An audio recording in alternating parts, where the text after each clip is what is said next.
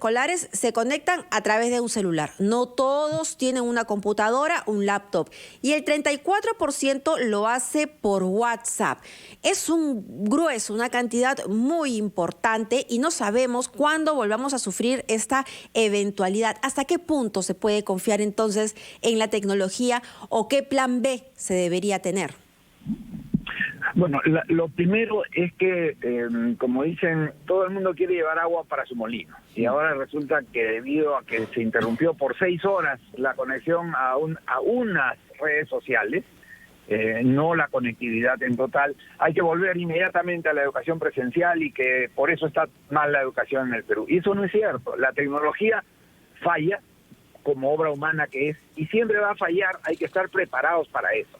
Tal vez el error ha sido no estar preparado, porque si bien WhatsApp se interrumpió, no se interrumpió Signal y no se interrumpió Telegram, que son similares a WhatsApp y que tranquilamente podrían haberse tenido como sustitutos.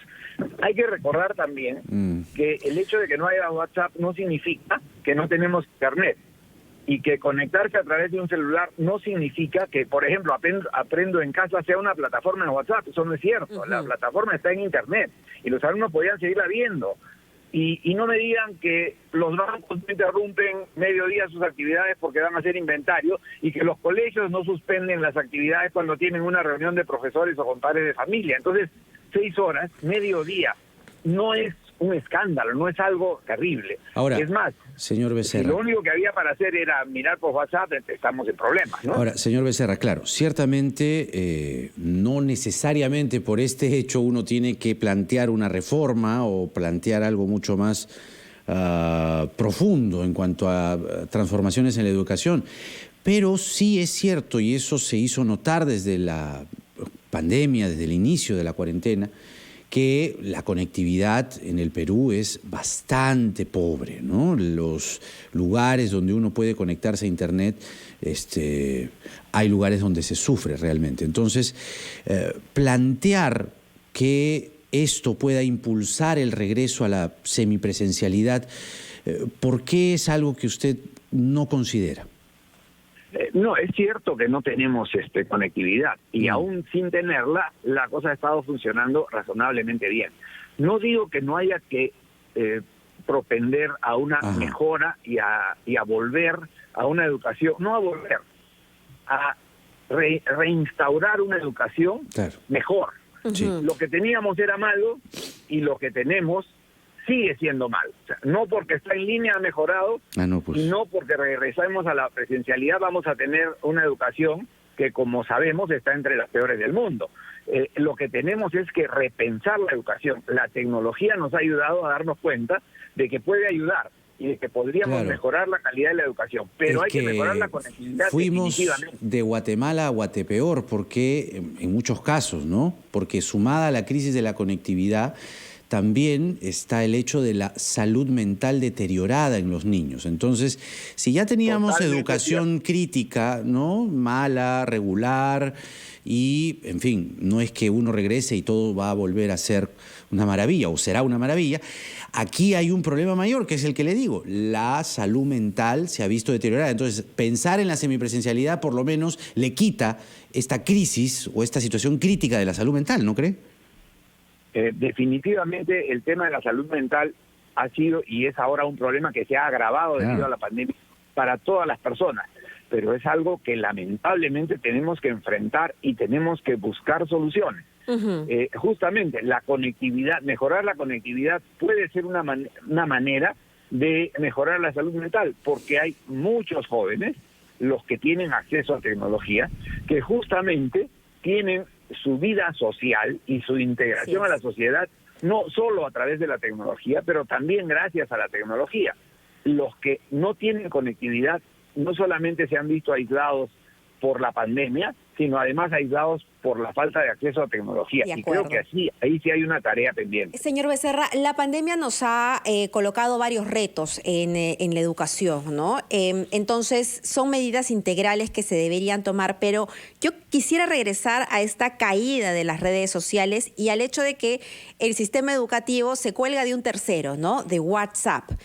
Y también en los colegios privados ha sucedido que por no tener dinero o no querer invertir, no han tenido tampoco una buena plataforma, entonces se colgaban de plataformas que resultaban inseguras y ahí entraban pues los que se querían hacer los graciosos e irrumpían en medio de las clases, ¿no? Mi pregunta va a lo siguiente: repensando la educación hacia un futuro y viendo esta modalidad híbrida, ¿no? La semipresencial, ¿podríamos pensar en que el Ministerio de Educación pueda desarrollar su propia plataforma? ¿Es muy caro? ¿Es difícil? ¿Hay capital humano para desarrollarlo? ¿Y no depender de WhatsApp o Facebook? Es una muy buena pregunta y tal vez deberíamos pensarla en relación con la tecnología en sí. Facebook y estas Microsoft, estas empresas son empresas de miles de billones de dólares. El Ministerio de Educación tiene capital humano. Yo recuerdo haber estado ahí y hemos hecho cosas importantes, pero pensar, por ejemplo, que el Ministerio de Educación va a desarrollar las carreteras por las que hay que llegar a los colegios no tiene sentido. La tecnología, como el servicio de mensajería, es una plataforma de uso general que tiene sus problemas, así como si viajamos en una movilidad escolar, por más medidas de seguridad que haya, puede haber un accidente, pero no podemos pensar que vamos a desarrollar todo. También tenemos que depender de ciertas facilidades que van a ser cada vez más confiables. O sea, imagínense si con todos los recursos que tiene Facebook, que tiene Instagram, claro, que tienen estas plataformas, tienen problemas, con cuánta mayor razón no lo tendrán alguien que decide hacer lo mismo. Es como verdad que el auto del ministro ahora lo tiene que fabricar el Ministerio de Energía y Minas. Claro, es que justamente por eso es que falla también, ¿no? La plataforma Facebook, la plataforma Instagram, y es que usted señalaba, ¿no? Que podían ir o pudieron haber ido a Telegram. El problema es que Telegram también se cae porque no tiene la capacidad, es como los aforos. El aforo de WhatsApp es muchísimo mayor que el aforo de Telegram. Entonces, cuando todo el mundo, cuando no encontraba WhatsApp, fue a Telegram, también cayó. Entonces, sí, hay un problema de tener una herramienta. La única que más o menos se ha acercado a eso es Aprendo en Casa. Pero, ciertamente, la crisis es mayor, ¿no? Entonces, pensar nuevamente, ¿no?, en que esto pueda acelerar el proceso de que los niños tengan un calendario lo suficientemente claro para volver a la semipresencialidad no es tampoco una mala idea.